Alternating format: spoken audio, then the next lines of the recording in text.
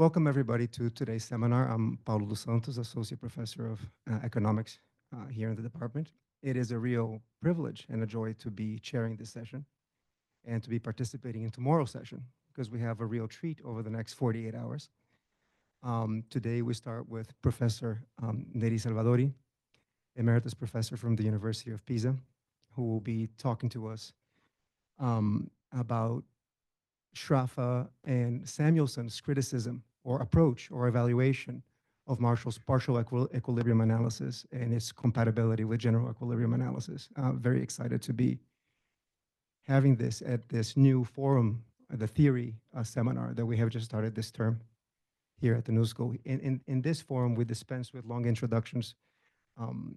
Tomorrow, we'll give a proper introduction to our two very distinguished speakers, whom we know, of course, through their editorship of Metro Economica, as well as the canonical statement of contemporary classical price theory, the theory of production, to which we are all deeply, deeply indebted and continue to learn from, some of us more slowly than others.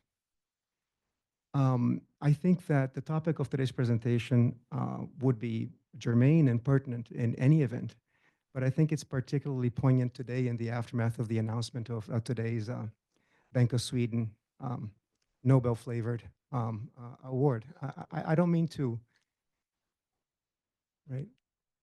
Yes, I respect colleagues and I respect that there are intelligent and brilliant colleagues in our profession, but we have some very deep, deep problems. And in many ways, the presentation today will remind us of both a different time and be substantively pertinent. What do I mean by this? Every time I think of Samuelson, and this is clear in the paper, one is reminded of a time where people like him not only acknowledged the contributions of classical political economy, but engaged meaningfully with it, tried to make his point, and took us at our analytical merit. We had bona fide analytical disagreements, and it's been a very long time since the economics profession has had that kind of culture. And that speaks volumes to my mind. It's confidence in its capacity to actually grapple with the world such as it is. Substantively, I also think this is incredibly pertinent because the paper, as I understood it, and please correct me if I am grossly, grossly simplifying and seeing this through my own lenses, the paper grapples with the question of reducibility or irreducibility of things in economic analysis. To what extent are we warranted to think about something like firm costs or supply curves in relation to things that pertain to firms, industries, or the economy as a whole? In this, our tradition has has pretty forcefully emphasized the irreducibly systemic nature of the things that give or create regularities in the functioning of economic systems. And our opponents or adversaries or whatever designation you have for them tend to emphasize reducibility, the notion that we can actually provide interesting and meaningful explanations for socioeconomic outcomes on the basis or with an appeal to things that adhere to either individual consumers, individual firms, or at most individual industries. And this is one opposition, analytical opposition, that I think animates many of us, and that the discussion today will give us a brand new and very interesting perspective on. That's all I wanted to say for now, also in anticipation of tomorrow's seminar. And now we'll hand it over to Professor Salvadori, who will speak for approximately 1 hour, and then we'll open the floor for discussion, questions, both from participants here and participants online. Thank you. Hi. It's a pleasure to be here and to talk to you in this department. I have to say that at the very beginning of my career, I was at a new school several times, and I gave also papers in seminars, and so this is in some sense a coming back, and this is a reason for me to be really happy of this choice, of this fact that you invited me. I would like to introduce now the paper.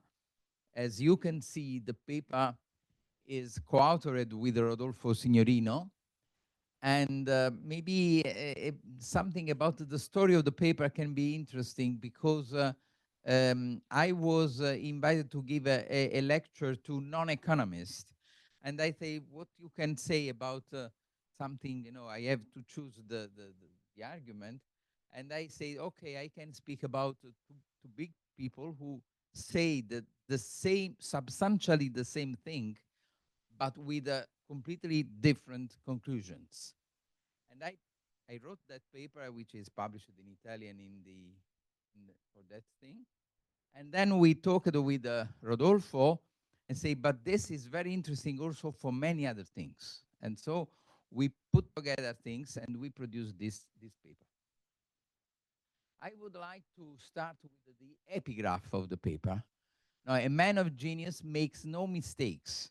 His errors are volitional and are the portals of discovery. This is a sentence by James Joyce. Now, I think it's important, and this is the reason why of this epigraph, because this is not a paper to criticize Samuelson. It's not a paper to criticize Sraffa. We will say something of element of criticism in confront of both of them, but with this spirit. No, not the spirit that they are wrong, but the spirit that what they can be wrong is because it's normal to be wrong, and can be when a great man or a genius makes something wrong, may be useful to understand from. Now let us now go to the problem. Many scholars have emphasized the identity of analysis of Sraffa 1925 and Samuelson 1971. Sraffa 1925 was originally published in Italian, and many people have not read it, but now it's available in English, and I suppose that you can easily find it. Samuelson is a paper of 1971. And yet, Samuelson did not change his critical assessment of the first part of the paper by Sraffa. And his last answer was, actually, is an answer to Heinz Kurz and myself. Often, when I beat down resistance to this line of argument, at the end of the day, I would be told, well, yes. And somewhere in the Italian 1925 version of the English 1926 version, there are Sraffian words that do say this: if so, amen. So that is the only thing he said about that. He has not the opportunity at that time, was not available the translation of the 1925 paper. And so, I know this is the point, the starting point.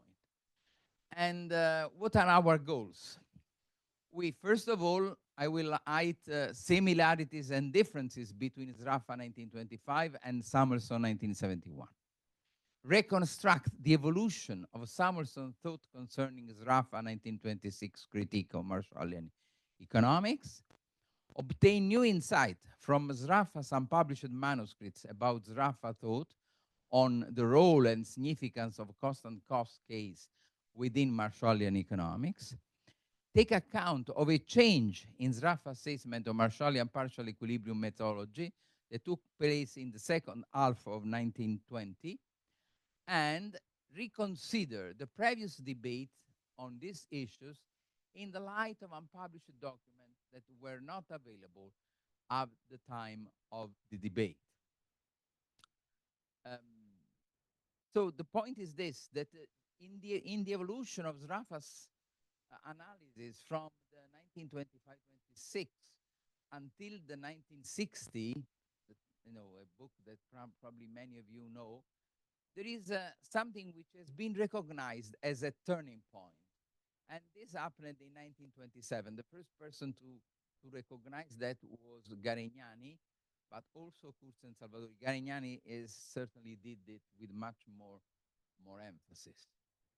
Now, the literature has extensively investigated the consequences of this turning point, but, but, has not considered that this turning point got also an effect on the interpretation that Sraffa did about Marshall.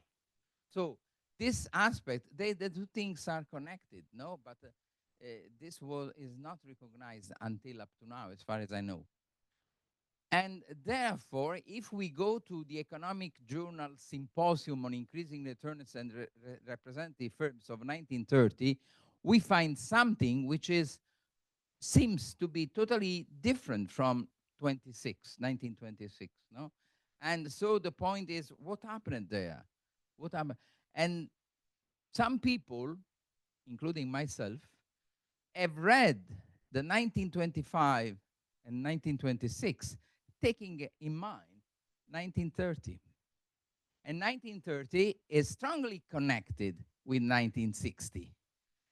But many other people, including Samuelson, has read 25-26 with no relationship with the, and so, and so many of the misunderstandings are connected just with this. And I will try to explain this in a way or another. Let us give details of our goals. We claim that linguistic barriers and denied access to Sraffa unpublished manuscript kept at the library prevented Samuelson from having a comprehensive view of the evolution of Sraffa appraisal of Marshall economics in second half of 1920. In particular, we will see that Samuelson is in some sense accusing Sraffa that he has not understood general equilibrium, whereas John Robinson in 1941 has done it. Now, the point is, as we will discuss a little bit, is that actually John Robinson worked on the basis of the lectures that Sraffa gave in 1928. And if we go to the lectures and compare with, with John Robinson, we see that, of course, John Robinson has done a lot to clarify the concept, to be precise, and so on. She was not, of course, taking something without working, But Sraffa is there. Sraffa is in that 1941 paper by John Robinson, and therefore, what Samuelson thought about was clearly wrong because of that. Samuelson as Sraffa were aware of the fact that the set of assumptions required to make Marshallian partial equilibrium models logically consistent comes at significant theoretical cost, but they markedly differed in their assessment of such cost. We will discuss this later. I will not say something here. This is the turning point. In the turning point, what happened? That Sraffa has recognized that the critic that he has done, the theoretical part of the critic that he has done in 1925 was much more devastating than what he wrote. And say, oh, look, the things are actually, no, is not so, what I said was not enough. And this is the reason why he arrived to the 1930 contribution, but he never informed readers of this change in the attitude.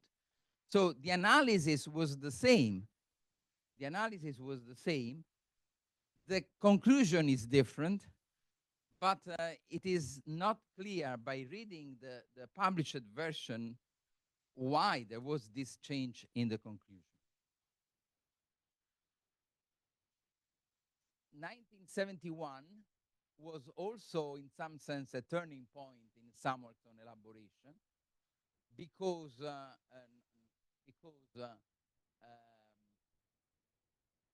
what happened is that, but this is perhaps no, it's okay.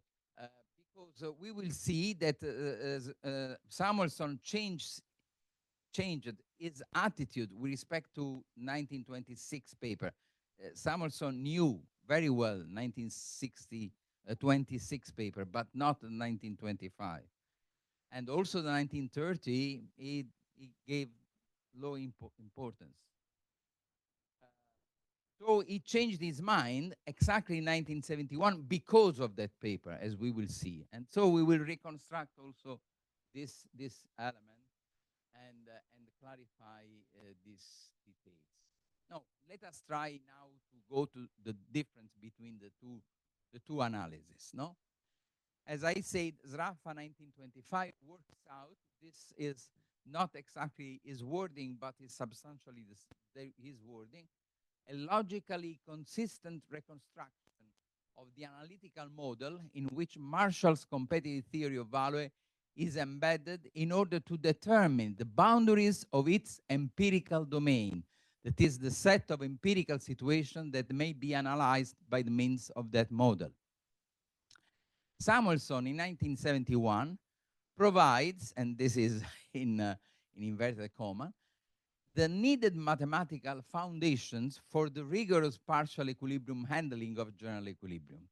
That is the set of sufficient assumptions required to obtain that the partial equilibrium supply-demand curves determine exactly the same results as those obtained in a general equilibrium model, the general equilibrium model that Samuelson considered logically consistent. So you see the same process. No, what Samuelson says is, say, I take Marshall partial equilibrium. What are the conditions for which we have exactly the same results in partial equilibrium or in general equilibrium? And this is logically consistent. These are the conditions which make the result logically consistent. Sraffa works directly on the logical consistency of the thing. So you see the problem is the same. And so actually, it is no doubt that there was substantially similarity between the two. Let us go into more details. Now, Sraffa consider not only the decreasing returns, but also increasing returns. Samuelson, on the contrary, consider only decreasing returns. So in this respect, there is this difference. And Sraffa analyzed this and say the scarce resources responsible for decreasing return to scale are industry specific. So if this assumption is done, so this is an extra assumption not mentioned by Marshall, if we do this assumption, the analysis by Marshall is correct. And the reason is because what you do in one sector has no effect on the other sector. No? Forget about increasing returns. And so these two additional assumptions, the other one concerning, drastically reduce the empirical domain of the partial equilibrium model of competitive price. Samuelson does not consider increasing return to scale. In addition to assuming that the scarce resources responsible for diminishing return to scale are industry specific, Samuelson also mentioned two other things. Each consumer is characterized by an additive utility function and the labor and its counterpart. Sorry, there is a mistake in in preparing the slide. Leisure have a strict constant marginal disutility. Okay, so these two assumptions he added. Actually, Sraffa never mentioned them, but the first was quite popular when he was writing in the 20s. And the second one was actually mentioned by Marshall himself, but he does not speak about utility function of labor or leisure, but utility function of money. But this is exactly the same thing. In his structure, it is possible to prove that is exactly the same thing. So I don't think that is relevant, the fact that Sraffa is not mentioning these other two assumptions. Now, what are this additive utility function? Of course, if each consumer is characterized by an additive utility function, the marginal utility of each good is independent of the marginal utilities of all the other goods and of labor. This allows for the construction of mutually independent aggregate demands. And so this is the reason why it is relevant, this assumption. And the other one, if labor has a strictly constant marginal utility, this utility, then any change in the employment of labor in any industry leaves wage rate unchanged. So because otherwise, if we, demand when one sector increase, this means to employ more workers. If this is an effect on wage rate, this is an effect on all the other sectors. So this is the reason for this. So now we can go to the conclusion, Sraffa's verdict. Now, and I put three verdicts, not just one, because there are three papers. Now, one is Sraffa 25, one is Sraffa 26, and one is Sraffa 30. We don't need to read the whole thing, but let us stop first on Sraffa 25. Apart from exceptional cases, non-proportional cost curves cannot be involved in determination of the particular equilibrium of the single commodities in a static system of free competition without assuming being introduced that contradict the nature of the system. Hence, within the partial equilibrium, and as a first approximation to our reality, we must then concede that in general, commodities are produced under conditions of constant cost. So the idea is substantially Marshall would have added this assumption, to be right. But the last one, you can read also the one in the intermediate, but last one is totally different. Marshall theory cannot be interpreted in a way which makes it logically self-consistent and at the same time reconciles it with the facts it sets out to explain. Marshall theory should be discarded. Okay, so you see it is the conclusion of the third conclusion is totally much stronger. But the analysis is the same. The analysis is unchanged. Samuelson verdict. A rigorous model has been presented here. No attempt has been made to lighten the strong assumptions needed. Although all the strong assumptions made here are needed if the partial equilibrium diagrams are to be valid. Many of the properties of the classical model, classical means Marshall here, will be valid in much more general models than dispense with the simple graphs and are definable by simultaneous equation. So Samuelson was actually understand very well that the facts that the theory can explain are strongly reduced. But it says, look, this is the general condition. If these conditions are met, of course, but perhaps there is a condition in which are not so strong, and the theory can still be used in a sort of approximation way. So this is so you see the difference. This is to be discarded. No, we can find a limit. Now, this is quite, I have to say, it's quite common in Samuelson. Also, in other cases, he has considered, for example, maybe you have read the paper of 1962 on the surrogate production function. He exposed the surrogate production function and say, if these conditions are met, we can build the production function. If not, yes, maybe we are not far away. We can find an approximation. So this is typical in some sense of Samuelson way of presenting things. So he is very rigorous. At the same time, says yes, but if we are in close, so we can have some approximation and so on. As a matter of fact, if we would to follow Samuelson in this approximation, the assumption fixed by Sraffa would be changed in this way. the scarce resources responsible for diminishing return to scale are almost entirely industry specific, although other industries may use negligible amounts of them. Yes, if this assumption is done for small variation, we can use partial equilibrium. But the empirical domain is still very narrow, no doubt. Now,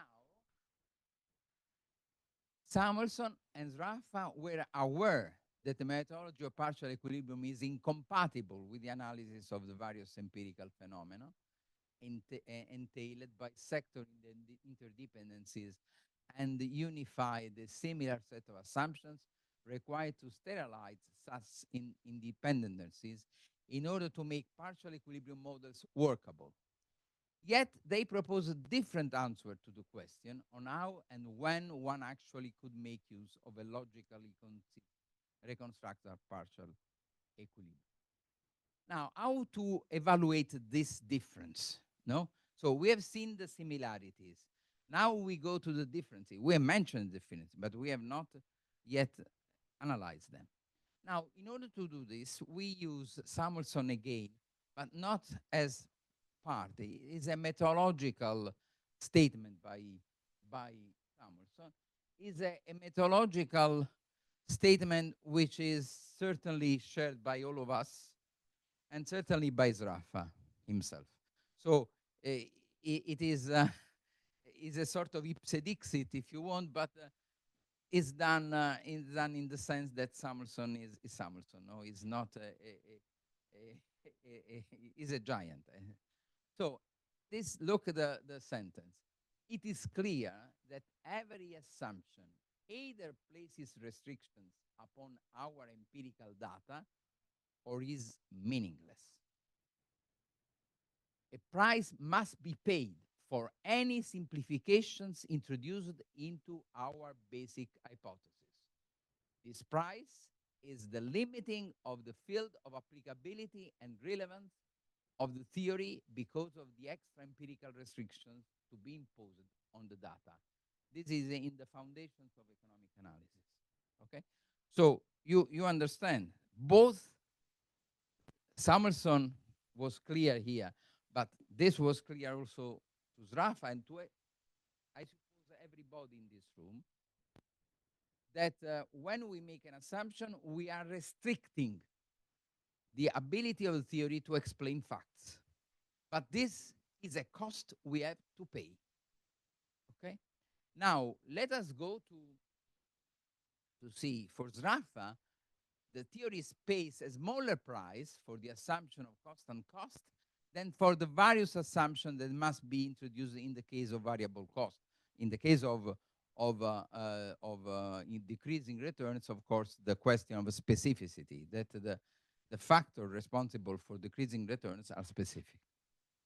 For Samuelson, the theories pay a smaller price for the assumption of factor specificity than for the assumption of constant cost. Of course, this is not a theoretical fact. This is just a question of test. But there is also, we can interpret also this difference in a way or another. First of all, to interpret this, we have to consider what is Sraffa's position on constant cost. Sraffa consider a constant cost can arise either from a perfect balancing of the forces generating the increasing and decreasing cost. This is a case that Sraffa considered unlikely. But this was the typical interpretation of constant cost done at the time. Sraffa 1925 referred to the new, the Palgrave. It was not new at the time, it was the original Palgrave. Sorry. And there was this, no, this is the balance of this. This balance is very rare. How can this fact happens? No, that we have just, a limiting case, no, too much, too less. And on the contrary, he considered that the decreasing returns are connected with the existence of a factor which is given or restricted in quantities, like land, Ricardian land, but also exhaustible resources or many natural resources in general.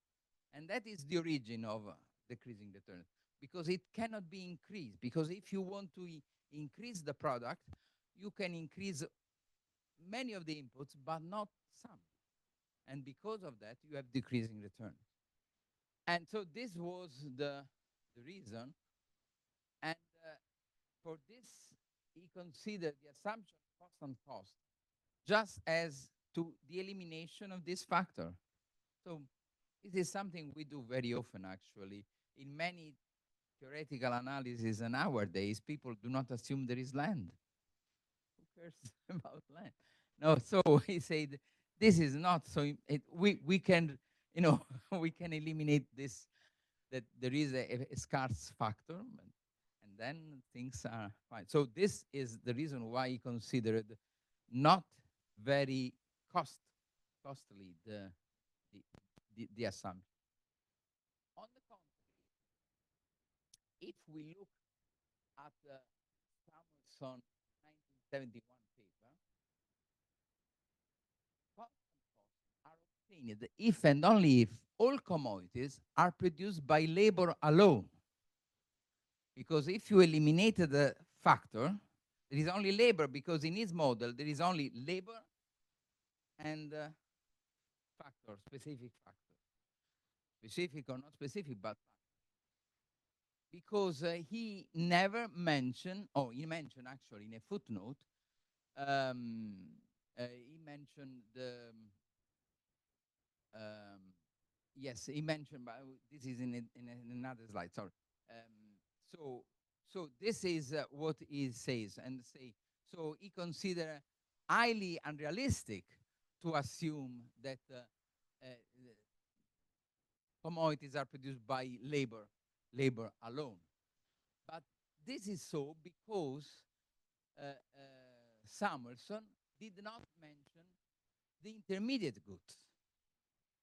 Actually mentioned in a footnote, but in the footnote he writes this: one can admit capital goods in this model, in the von Neumann-Leonti equation, provided all intermediate goods used in any industry are producible from labor and specific lands of those industries.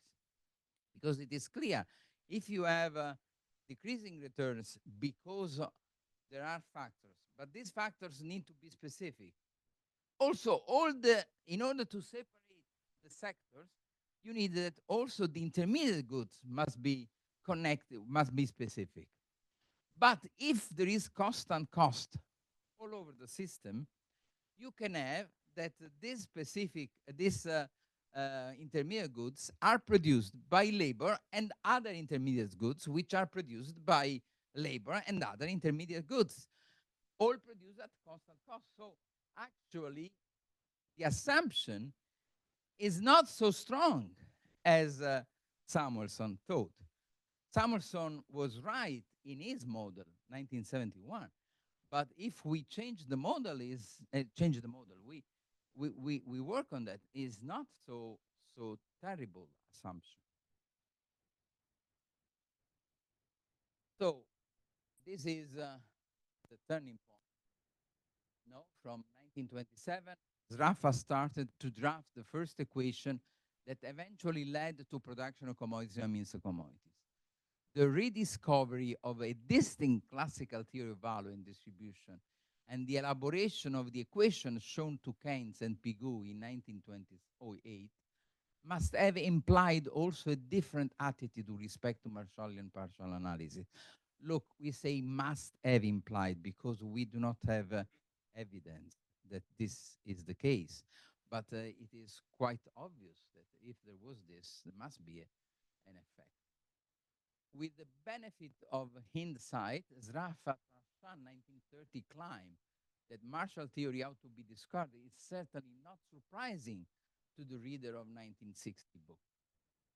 Furthermore, the logically consistent reconstruction of the analytic model in which Marshall competitive theory of value is embedded fits perfectly with the new verdict. So the new verdict could be used leaving totally unchanged the analysis presented. This is strange, but it's so. And Sraffa followed this line. Actually, I do not know what one of us has done, because probably it would have been more correct to say, yes, the analysis is correct, but my conclusion was not so correct. I have understood that the situation is much more devastating. He never did that. Okay, but I don't think this is really something important to be criticized. And now go to the turning point in Samuelson analysis. Before 1971, Pigot, Samuelson have appreciated the wool paper by 1926. Okay, these are references. But after 1971, so after that, Samuelson has studied partial equilibrium, is this analysis he provides there, neatly distinguish in his assessment of Sraffa 1926 the first part devoted to the critical reconstruction of the Marshallian model from the second, in which the foundation of the theory of monopolistic competition are sketched. As concerns the second part, Summers is always positive. But as concerned the first part, Samuelson claims that Sraffa has done, he speaks about this Sraffa's fatal error. Okay, so this was the Sraffa's fatal error that he mentioned in this paper. And now we have some reference, no? So this, the first quotation is the contribution to the Palgrave, 1987, in entry entitled Sraffian Economics. The new this is the new Palgrave, yes. Yes, yeah, new is important. I'm sorry. And here is the quotation you can read by yourself. Is not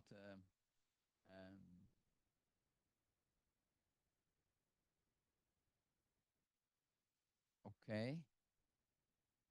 And after that, he say, this is the same quotation.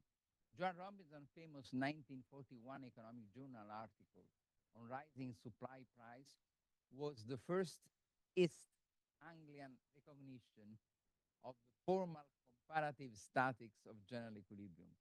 I doubt that she or Piero ever noticed the incompatibility with 1926 Sraffa. Okay, and this you see, but there are many other contributions.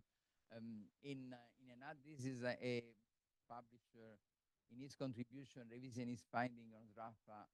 This is a contribution to the conference held in Florence in 1985, but published in 1990.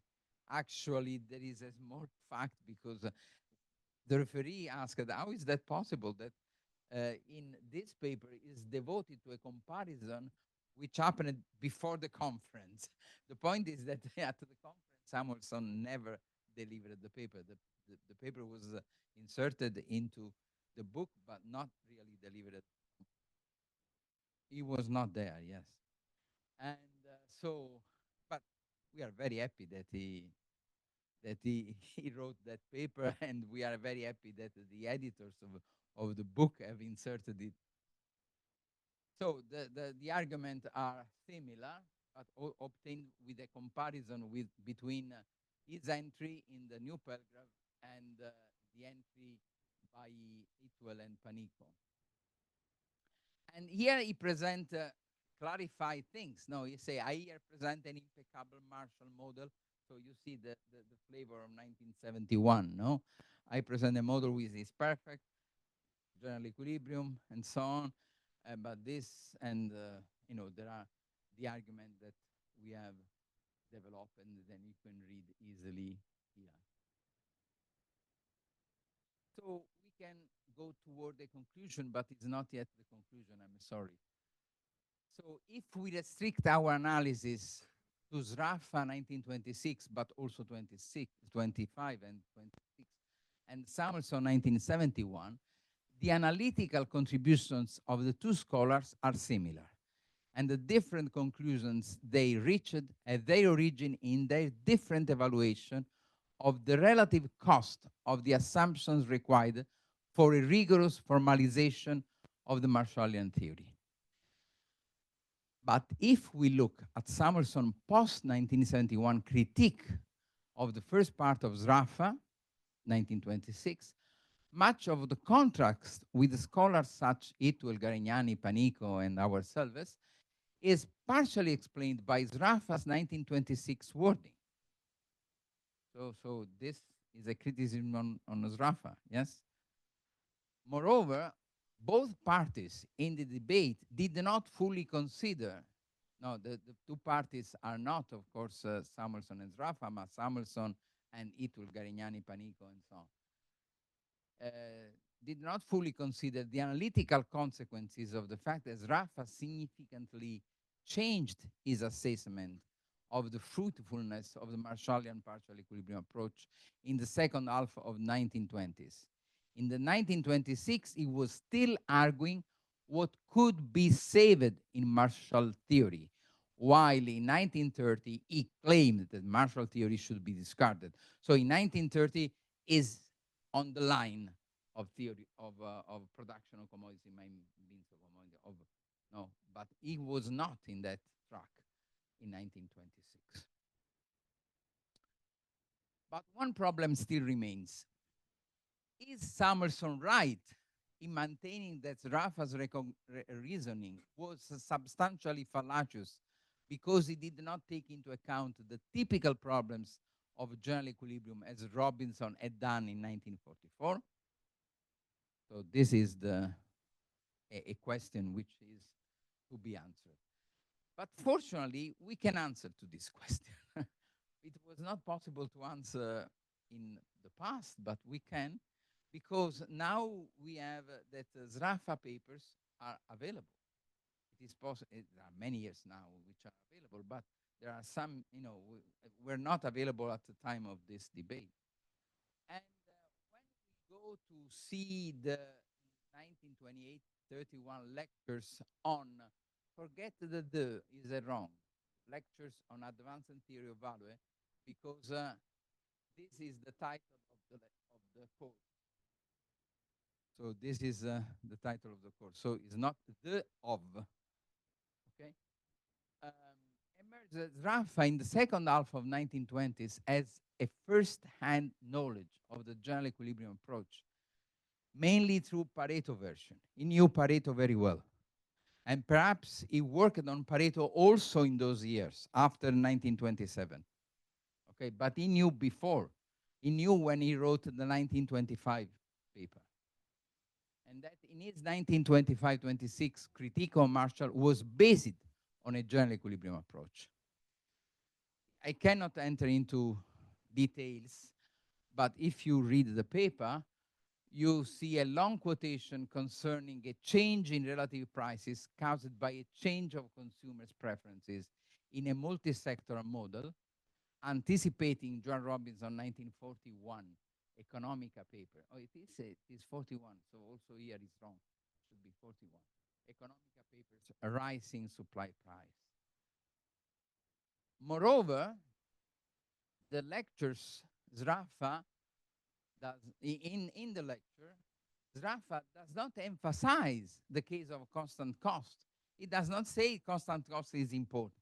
He says constant in the lectures, what we find about constant cost was mainly devoted to clarify the difference of what the neoclassical of the period, Marshall Bullock, said about constant cost. That is, you remember the balance, the average, the balance between increasing return and decreasing return, just in a point in which they balance. And on the contrary, he explained a lot about the fact that increasing returns are connected with external economies, external to the firm, but to use partial equilibrium, They must be internal to the industry. And for the decreasing returns, the fact that the factors are specific. Okay, so if we look at the lectures were created shortly before, no, between 1928 1930, and certainly much before than Robinson, 1941, also because John Robinson, was attending the lectures. Okay, so this is the conclusion.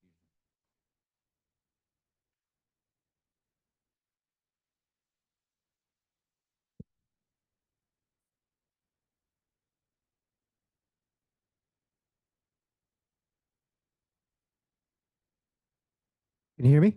Okay, hi. Thank you for that, Professor Salvadori, both for the content and for staying well below the time that you had asked for, which means we have more time for the next part of this discussion, which is the discussion.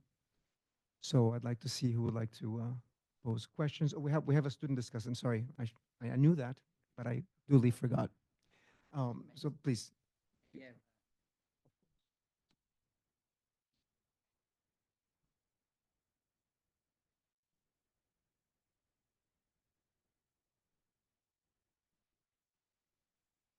Hello.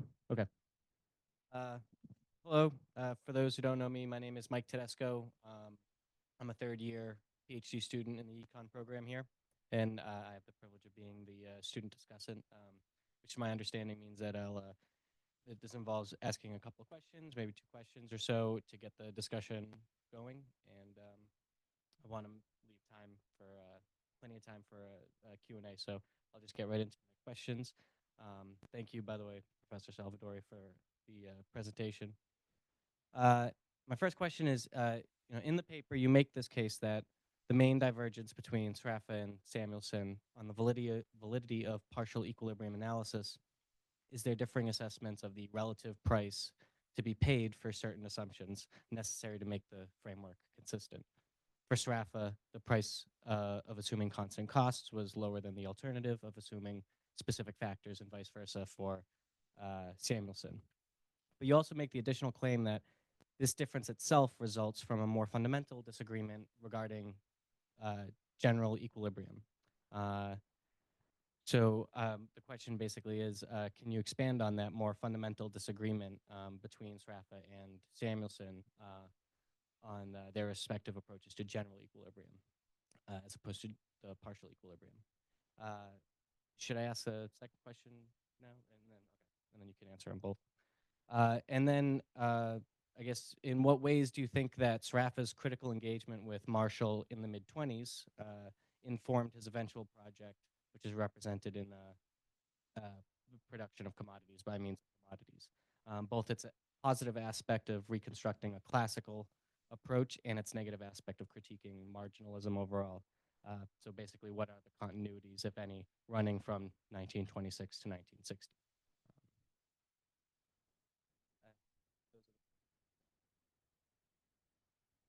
Sorry. Now, the first question, I mean, I don't know if you have read the paper, but you have also now heard the presentation. And actually, in, Sraffa knew general equilibrium. Also, Samuelson, of course, knew general equilibrium. But the general equilibrium they knew were, in some sense, a bit different. That is true. Samuelson, when speak about general equilibrium, think mainly to the concept of arrow debris.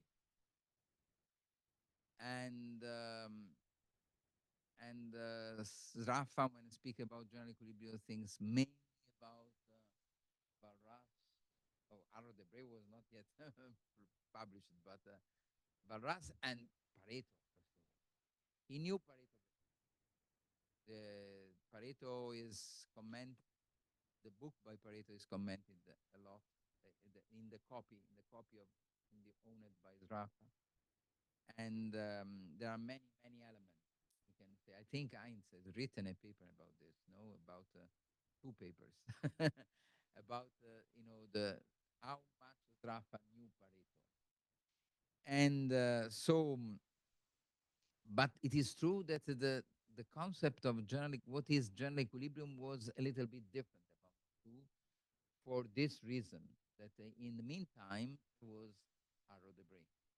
I don't know, for people who will attend the lecture that Heinz and I will deliver at 6 o'clock today. Today at 6 o'clock, we will talk about that in a sense, because we will show in the paper we will present, which is published a long time ago, but it was chosen because is in some sense a lecture, no? And in there, we in the presentation we will give, maybe not in the paper itself, but in the presentation we will give, we clarify that the general equilibrium is a way to get off from the impasse created by the fact that there is the problem of capital. So one way to exit is to go from not to general equilibrium in itself, but to the intertemporal general equilibrium. And this is the general equilibrium analyzed by, known mainly by Samuelson. Samuelson, of course, knew everything, so he knew certainly also Walras, Pareto, and many others. I don't want to enter into what Samuelson knew about things, because I can tell you, when Heinz and I edited a volume on classical economics, yes, it was the Elgar Companion to Classical Economics. We want to write an entry to Samuelson on classical economics, no, and it was the only living person to be inserted in that. So we got a lot of interpreters as interpreter of classical economics. We have very entries about this person as interpreter of classical economics, but they were Marshall, they were Sraffa, they were all dead people. The only non-dead people was Samuel. And this is incredible. We asked almost all previous scholars of Paul Samuelson, and some accepted, but after a while say, no, I cannot, because he's written so much. I have to dedicate, I don't know how much, how long, to write an entry for this. I cannot do. So we thought, why not to ask Paula? Yes, we did so. No, no, no, no, no, no. We sent a fax at the time. There was no email. There was fax. So my memory is very good in this respect, much better than yours. So we sent a fax. We sent a fax to Paul. It was afternoon. In the morning, he received the answer, yes, and he did. And he did that after a while. Of course, for him, it was much easier to write a paper on himself as interpreter of the classical economics than Burmeister or the other people we have contacted. But and so Samuelson is, I do not know how many things he knew, but really, really a lot. Anyway, certainly the general equilibrium you think about was Arrow de Bray, or after. No, so this is the other question is the connection between 1925 and 60. Now, you can understand that in 35 years, many things changed. The book of 1960 was not created in one night. Uh, if you go to Ren Library, but you do not know to go, you don't need to go there, because now almost everything is available online. If you go there, you find, hundreds, maybe thousands, maybe even more uh, page concerning the passage. What is important? We need this, we need that, we need that. What is clear that in the period between 27, 30, he realized this, the the main element of the thing. The main element of the thing, which is actually, you know, is an element which actually we find in many theories. Is not just Sraffa, because the equation that Sraffa wrote, the first equation, I mean, are substantially in Marshall. They are in Valras. They are in the Russian. You will find in many places. Of course, they are not written in that way. But for example, there is a paper by Heinz and myself about Valras, in which we reconstruct those equations starting from Valras. So how Valras has those equations, not clearly stated, of course, but the equations are there. And so we have that the path is a complicated one. I cannot really explain. But what is certain is that in 1926, he was not, no, it was not clear. It was not clear to him that neoclassical theory and classical theory are two different approaches, or maybe not so clear, and we have to choose in some sense. This became clear after, and in 1930, I think he got this certainty. But to go from this certainty to the book of 1960, long time was no. Of course, in these times, Sraffa has done also many other things, mainly Ricardo.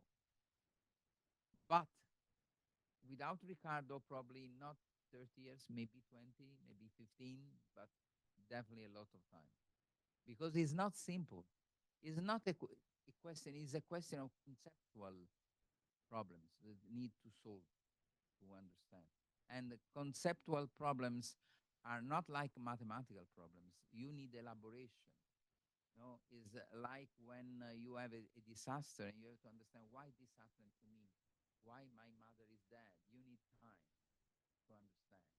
And that was something like that. You need time to understand what was really the problem. So this is what I can tell you about your question at the moment. Okay. Okay, there are many.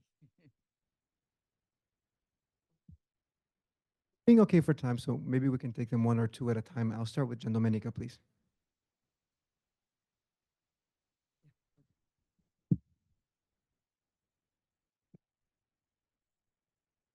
Thank you so much for this wonderful presentation. I'm Gian Domenica Becchio, a historian of economic thought, visiting here this semester. So I just want to shift for a little while the focus from the analysis, the economic analysis, to the vision of Sraffa. The question is all about Sraffa. Do you think that the change between 1926 and 1930s on Marshall, theoretical explanation of partial equilibria, has been influenced by Sraffa environment? I'm trying to explain. The young Piero was very influenced by Einaudi at the time, and Einaudi was totally Marshallian in his view, let's say so.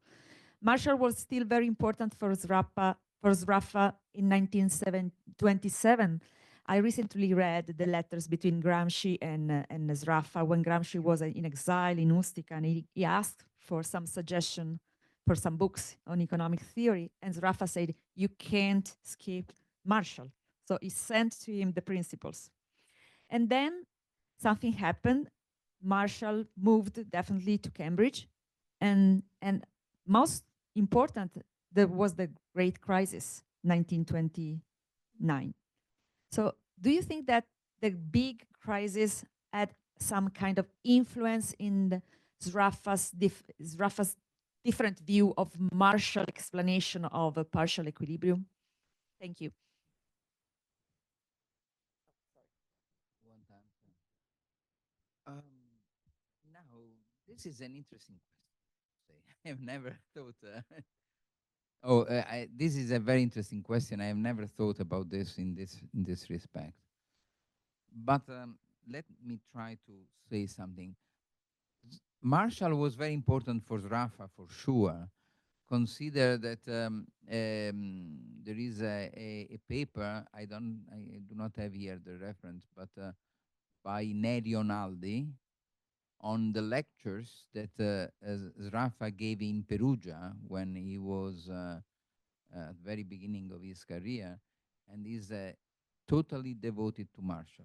So there is no doubt that, and also after that, Marshall was central because consider for these people, Marshall was economics, as John Robinson used to say. But John Robinson, when say that, say also that Sraffa introduced Cambridge to general equilibrium. So not to general equilibrium itself, but to mainly to economists of the continent, including general equilibrium, Pareto, Barras, and so on. So certainly it is true that Sraffa was a close friend of Keynes, was part of the people who worked at the, to help Keynes to go from Tractatus to the general theory. So, of course, there is a different of environment which played a role. But I think that the question is mainly analytical more than of attitude. This is just an opinion. This is not such a thing I can prove, but that is my idea. But I think your question is interesting. I think I certainly will think about in the future, and I am interested in reading you about this.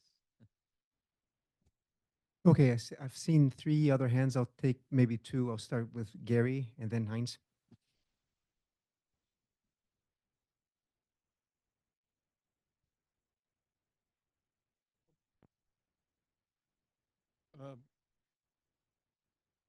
I just wanted to add something to your response to the question you raised. I think it is indeed an interesting question, but from my knowledge of the Sraffa archive, I have no evidence that the World Depression played a very important role, not least because the turning point in Sraffa's entire analysis was earlier. It was in November 1927, so he had basically arrived at a different point of view before that. And the second thing is, of course, Neri mentioned that John Robinson coined the phrase Marshall is economics. I think Sraffa thought that way as well. If you go to Cambridge and you look at his library and you take Marshall's principles, I think he knew it by heart. I think he could tell you the contents of that book from the beginning to the end. It is full of annotations. There is no other book, whether by Marx or by Pareto or by name him or her, that is covered with annotations all over the place. And also in his manuscripts, he comes back to Marshall time and again. So I think it's an interesting issue, but I think there is no evidence to the effect that, I mean, there's a direct connection between, say, this moment in time and Sraffa's analysis. Gary Monjovi, St. John's University. So Sraffa certainly was familiar with the work of Pareto. In Italy, at the time that we're talking about, there was a methodological debate between economists who advocated for a partial equilibrium approach and those who advocated for a general equilibrium. Yeah, Pantaleone.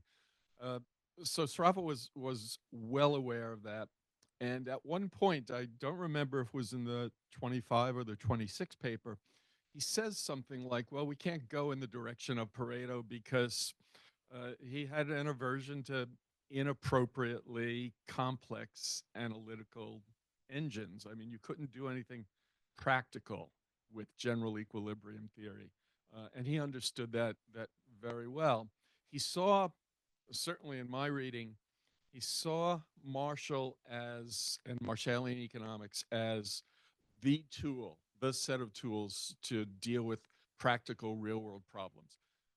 How could he think otherwise, really, in 1923, 24, 25? There weren't any other alternatives. Uh, when you put those three quotes describing his conclusions, the thing that came to my mind is that they correspond to a scholar who is maturing and growing in self-confidence, right? So he's kind of tentative in 1925, even though that is a magnificent paper. I mean, it's good that it's been translated because I think it's one of the greatest of all essays in economic theory and intellectual history. In the 1926 paper, he's a little bit more confident. And then in 1930, he's prepared to say, well, you know, we should get rid of Marshall's theory. The last thing I want to say is that you focused on laws of returns and what's happening to the cost curves, but you didn't talk about the Marshallian assumption of perfect competition. Uh, and it seems to me that up until 1926 and maybe a little bit after that, um, what he's arguing is not that uh, constant costs is a workable compromise or a workable assumption. His target, uh, on some level, is that Marshallian theory cannot handle real world phenomena like diminishing returns and increasing returns. And that's problematic. In 1926, he suggested imperfect competition as a way of getting past that. He eventually saw that there was a better way to get past it.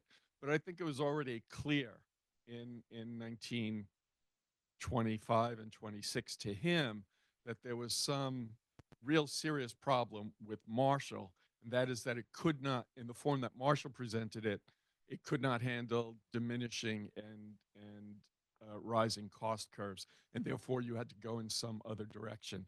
Now, in the interim, of course, he discovered that, you know, there were these two different theoretical frameworks, and he realized to get past it is to adopt the classical framework rather than the Marshallian or the marginalist framework. Thank you, Gary. Oh, Gary has raised an important question, and the first one, general equilibrium and partial equilibrium in Italy. The thing has been studied quite a bit, and there are in the paper that there are references I cannot mention here. And I would like to say that yes, in 1925, Sraffa referred to this debate and referred to general equilibrium as something which is too, it is not workable. So because you consider Pareto and Balras. uh, I have to say that my knowledge of Pareto is not very high, but my knowledge of Balras is quite a bit. And when you have all this implicit function, they are not they are not function which are explicit. Implicit function, all the one after the other. So this depends by this depends on that. At the end, everything depends but everything, and there is no. And so the idea is, yes, general equilibrium is important, relevant, but after that, what we learn from it, everything depends by any other thing. So is in itself is not interesting. And we can look at the production of commodities and means of commodities also from this point of view. In some sense, also theory production, production of commodities and means of commodities is a sort of general equilibrium analysis. But we cut only one part of it. Forget about consumption. Forget about this. Forget about that. What we have at the end are the interdependence at the production level. And that is enough. It is enough not for everything, but we have making assumption following Samuelson. when we make an assumption, we reduce the ability to deal no with to interpret reality. But we can say a lot about prices just knowing interindustrial relationship. This was, I don't think, was clear before Sraffa. Not because Sraffa 1960, because in the meantime there was a lot of other things. Samuelson himself, no, with Robert Solo and Dorfman, Dosso, and Leontiev, and many others. But we in 1925 this was not known at all. So the idea is that we can concentrate only on some aspects of the general equilibrium and forgetting the others is a way also to go to solve this question. Say we have this general equilibrium, say just everything depends by any other, but what is the relevant part? Let us concentrate on that. And that part is production. Question on perfect competition and the imperfect competition. Yes, perfect competition in itself is relevant because, of course, what we have said about specific sector and so on are connected with the. I have not emphasized that, and perhaps it was not. It would have been better to emphasize this aspect, but they are related with with competition. Without competition, of course, those analysis does not. Competition is in some sense the the element which give rigor to our analysis. Without competition, any sort of competition, we cannot say much about any sort of economic affair, no? But there is the question of imperfect competition. That is the second part of Sraffa 1926 is devoted to imperfect competition. And some people have interpreted that, following Joan Robinson, that actually that is the beginning of what John Robinson would have written in 1933. And perhaps this is there is a sense in which this is true. Consider that when John Robinson gave as present to Sraffa his book, her book, she wrote to the master who have taught that to me. So she considered Sraffa as the person who have actually taught her in perfect competition. so, but my and at this point I have to say that my reading of the second part of 1926 is a little bit older than myself now, in the sense that when I worked on that part, specifically of the second part of 1926, I have interpreted considering the the the, the intellectual journey of Sraffa, and so I say yes, in 1925 and the first part of 1926, he considered what is relevant to make no rigorous partial equilibrium. But if we go in Marshall, we find imperfect competition. In Marshall, we find elements which are in that direction. And those are also the elements that Sraffa himself mentioned when he say, when we abandon perfect competition, there isn't, we are in the hand of monopoly, no? And that is so my interpretation, without thinking about the turning point, okay? So in this sense, he's older than me, as I am now. My interpretation was that Sraffa was actually elaborating this line of thought that was in Marshall, but just some elements, just to say this is not the right things to do. But of course, I have to reread the second part of 1926 and to turn account of the turning point also from this respect. So if we interpret the second part of 1926, taking in mind in 1960, It is just a way to put on one side a possibility, which is in Marshall, which is in Marshall. It's not invented by Sraffa, it's not invented by John Robinson, okay? Is in Marshall. Of course, it's not elaborated. I don't want to say that John Robinson has done nothing, no, but but of course, in this is a line which could be developed starting from Marshallian elements.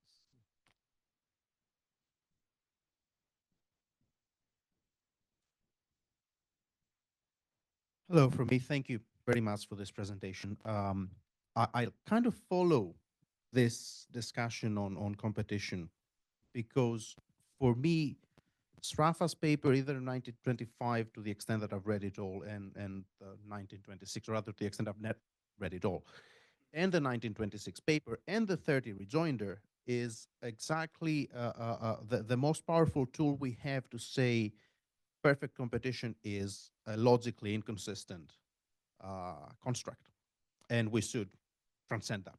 We should move to something else. And indeed, several people followed that up, like Robinson, like Chamberlain, like a lot of people in the post-Keynesian strand said, okay, we will move to imperfect competition. Some other people, and one could mention Flassel and Zemler, Botwinick, Sake, Bellino, etc., said, oh, maybe we should look for something else, something along Marx and Keynes and Schumpeter, and a completely different idea of competition where all the principles are different. And the funny thing is that Sraffa, probably knowing both strands, even if one actually appeared a bit later, I think he knew what Marx and Keynes were saying.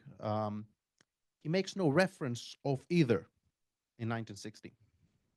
You already mentioned that, and you probably mentioned why. But that's an important take, that his contribution in 1960 completely ignores which aspect of competition should we follow. Should we follow the imperfection, or should we follow a completely different understanding? That's the first point.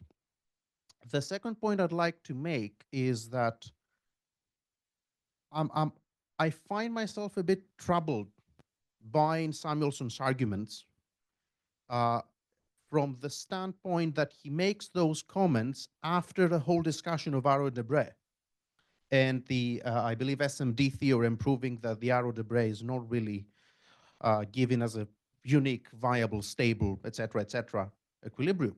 So even the Walrasian idea has flaws. And I'd really like a comment on that, on how do you think that Samuelson sees that debate. And the last one, which is mainly a comment rather than a question, I was shocked once in Asset when I first saw that thing.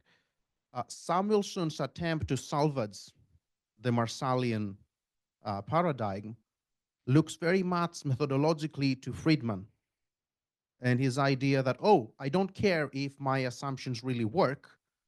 I can, squeeze in and out of them as I like, so long that the world will look a little like that.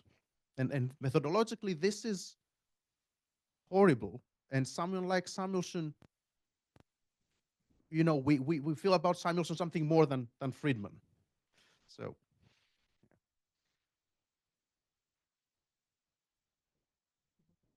If people could give me a show of hands while Professor Salvadori answers the question.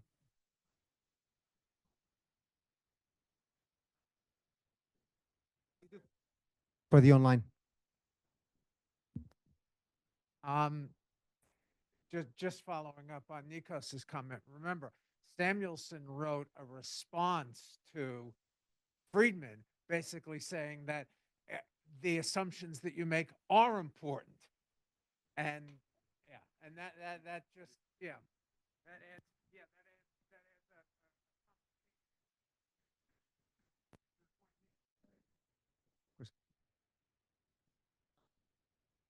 Sorry, no. Yes. No, I have to say something. I mean, what Steve said is extremely important. Samuelson was not in agreement with Friedman, totally. And Samuelson is known to be the main adversary of that interpretation of the strict, because also Friedman perhaps is not so strict in his writing. You know, is uh, we have a sort of presentation of a Friedman position, which is a sort of a caricature. No, is so this is certainly, of course, there are some elements of the discourse by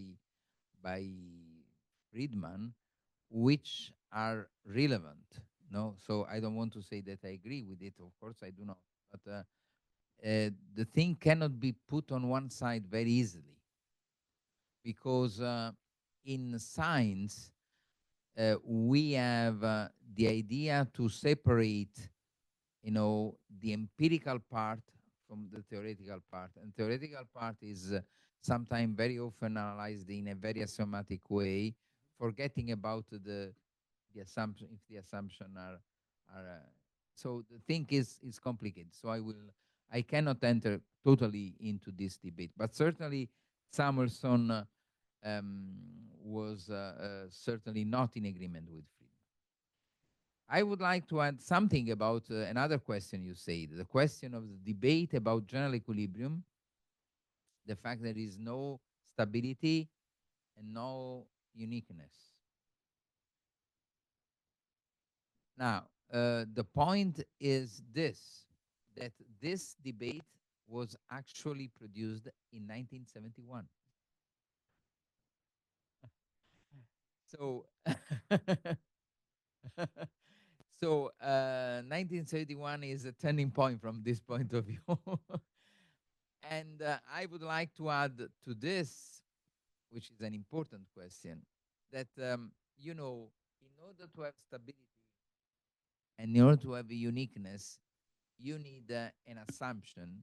General equilibrium economists have produced an assumption that is very similar to the assumption that that factors are specific, is dominance, diagonal dominance. So the specific factors is actually the strongest way to present diagonal dominance. So we have so much, the diagonal is so much dominant that all the other elements are zero. So in that case, Samuelson is able to prove that general equilibrium, that general equilibrium and partial equilibrium get exactly the same result. So in some sense, there is a relationship with that debate. I'm not able to see how much, you know, the relation, but is certainly a fact that the year in which the two facts were produced is exactly the same, 1971. Okay, I don't know if I've answered to your question, but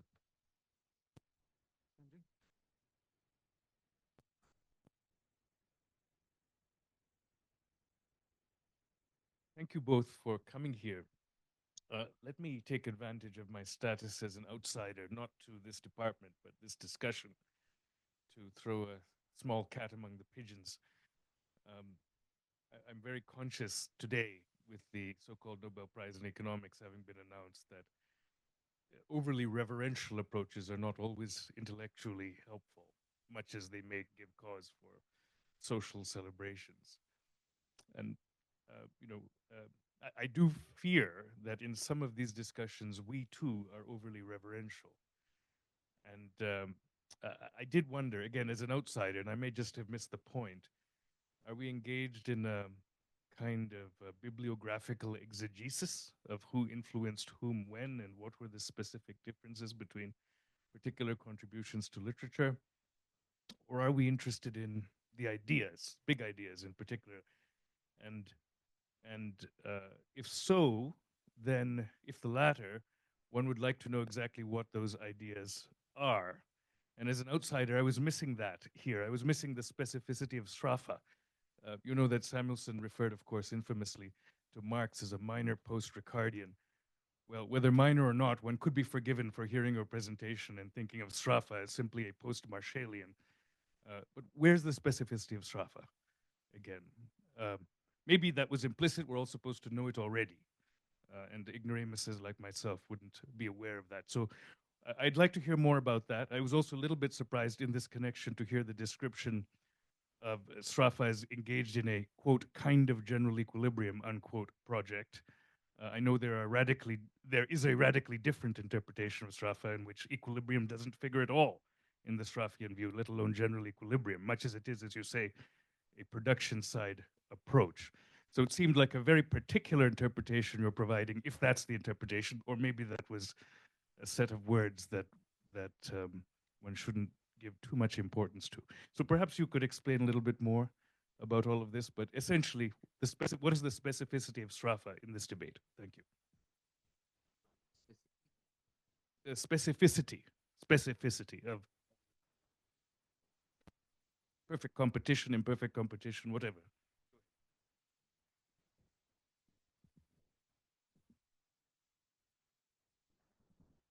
I am a little bit perplexed about. No, first question, the ideas. Of course, any theory starts from a view, no? So ideas are important. Sorry? Oh, sorry. Ideas are important. But I'm sorry to say that that is not my specialty. I am an analytical economist. And my intention also in this paper is to start from the analytical aspects and to get even element of history economic thought, starting from the analytical elements. This is a question also of rigor from an historical point of view, of course. But it is not done for that. It's done because I am interested in that sort of problems, starting from the analysis, not from the ideas. This is not to say that ideas are not important. Ideas are very important, but is not a thing which really take me a lot. Heinz maybe can add something about this. Specificity of Sraffa. Sraffa, I think, is yes. We have to take account of what we want to compare with the others. But of course, when I say that in some sense the Sraffa 1960 is also a way to take account of general equilibrium debate in the 20s in Italy. I don't want to say, of course, Sraffa never used the word equilibrium in production of commodities, but also in the archive, I don't remember actually that the word equilibrium was used much. Maybe never. So is not, but this is rough, of course.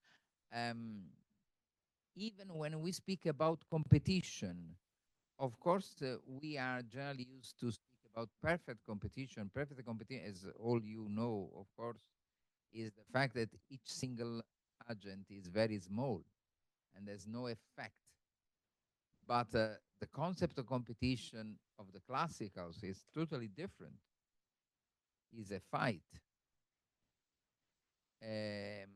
If we want to compare with modern analysis, is much closer to what we call now today Bertrand competition. If we want to do some, but probably is also different from that. And so, of course, yes. When I've used the word general equilibrium in that respect, was an abuse of language. I don't want to. If I was writing, I've never used that. But it is just to make you understand better.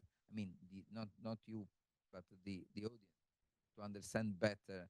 No, the fact that there was this sort of thing. So sorry for this.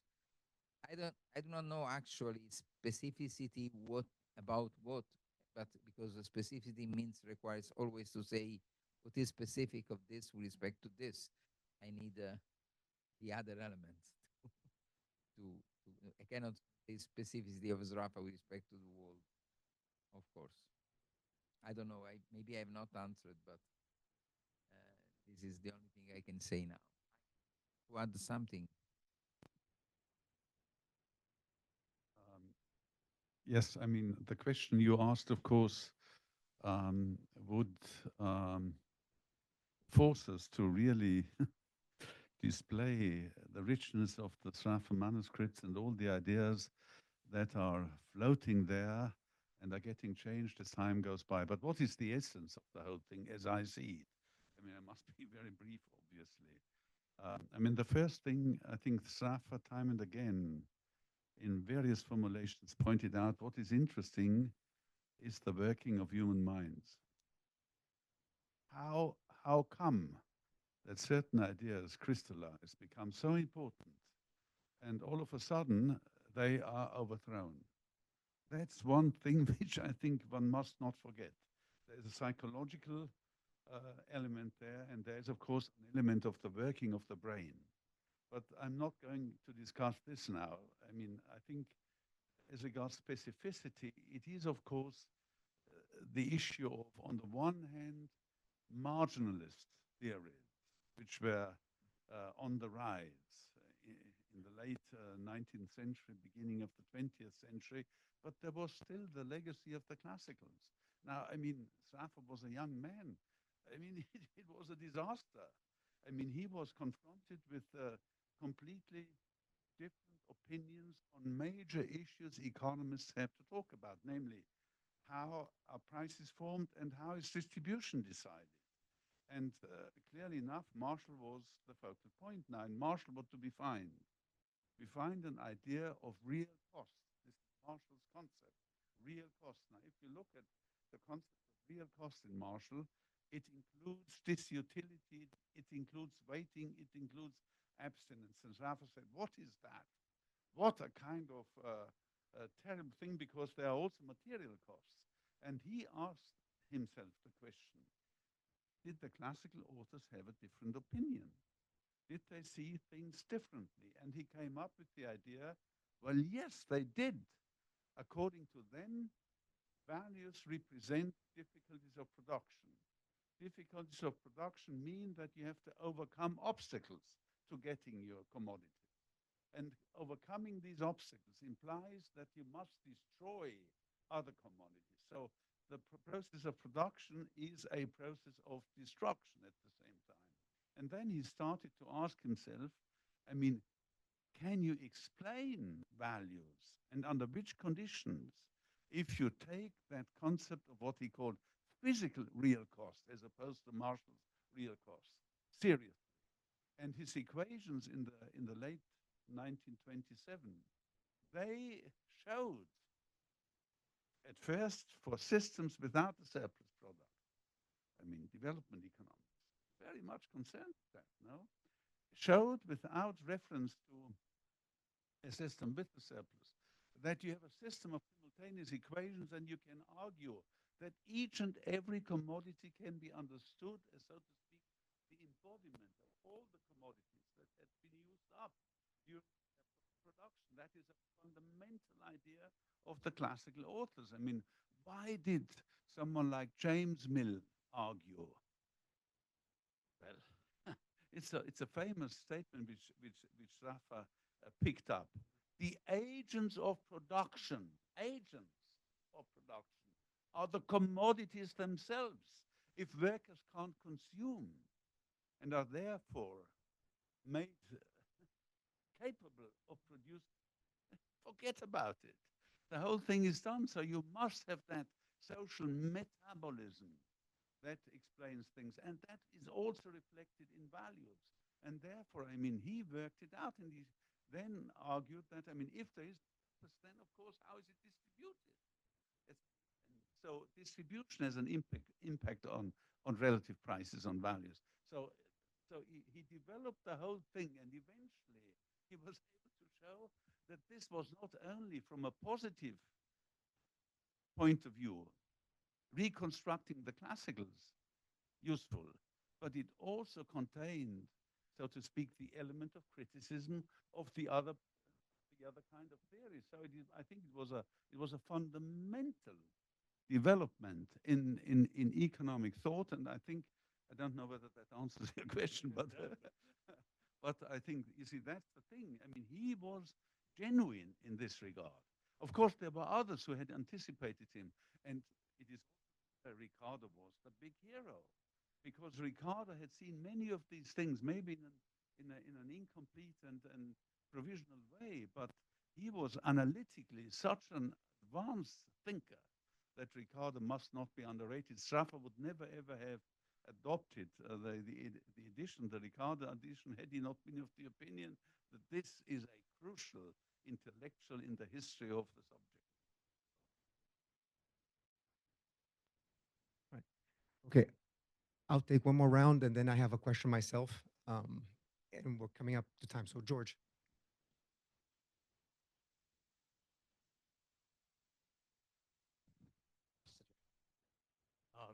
Thank you so much. My name is George Wheaton. I'm a PhD student here.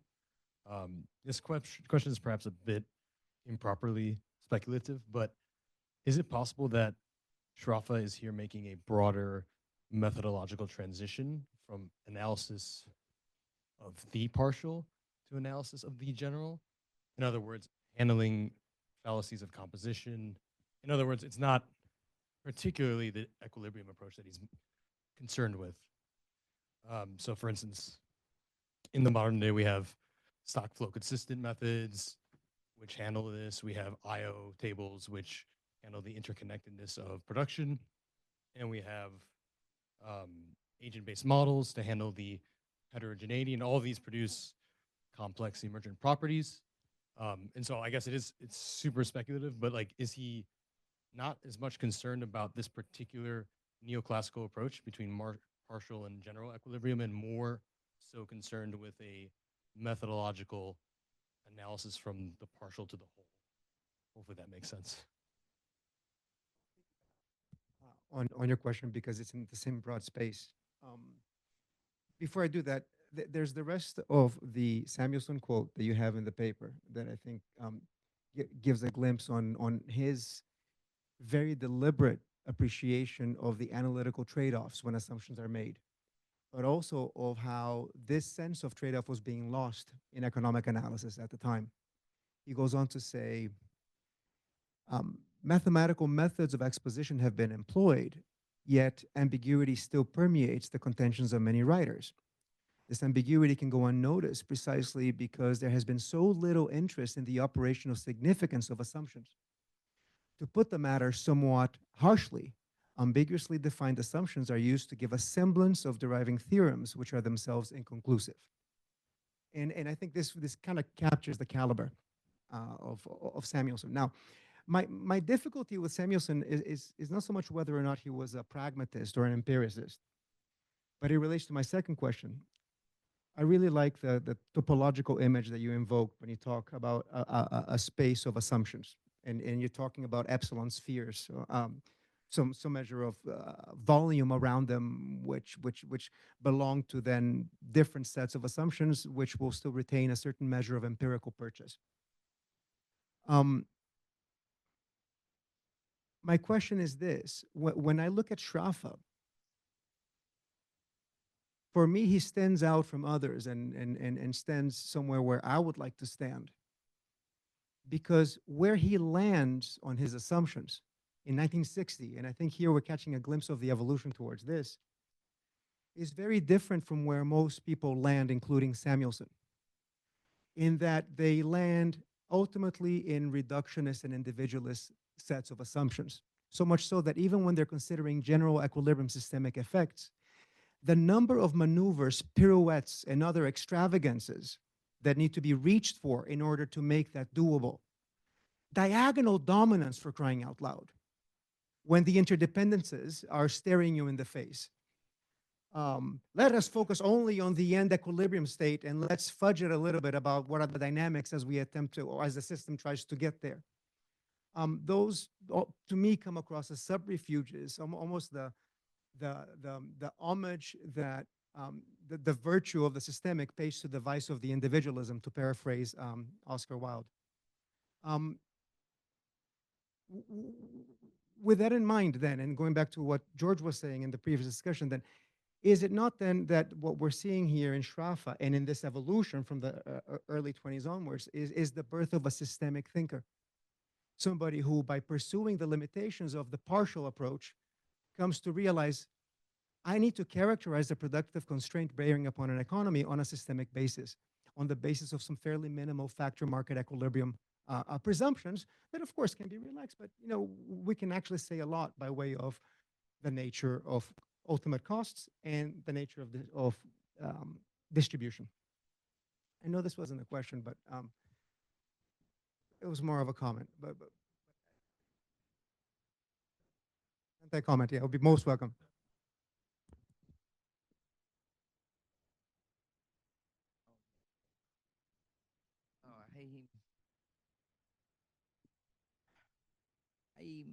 Yes, once again, I am in a bad position to consider these sorts of things, because I like to consider, facts.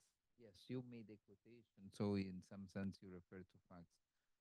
But I need to consider, think from an analytical point of view to analyze things. So I really, yes, of course, we can consider many aspects. No, we can say that what is the origin of this? What is the origin of that? Is this related with this? Is this related with that? But I discuss. I like to discuss these things when there is an analytical aspect to be considered, more than just. Also, because otherwise we risk to do some metaphysics more than some physics, no, some economics. So I would like to discuss these things. I agree they are important, but I would like to discuss these things connected with an analytical aspect that we have to consider, not just yes, something, a different methodology. Yes, there is a different methodology, but let us try to be precise what this means. Let us try to say what is in the text, what do we find, and in the analysis, what we find. Otherwise, I myself am lost. I mean, it's not my job in a sense, no. So this is so I understand this is not an answer, but it is my attitude with respect to things, and yes. So this is, maybe Heinz want to say something about it.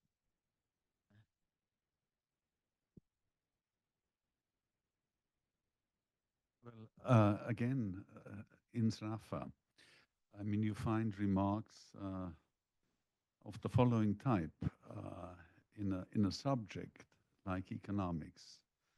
You have very, very complex issues to deal with, and the tools you have got are typically not up to the task.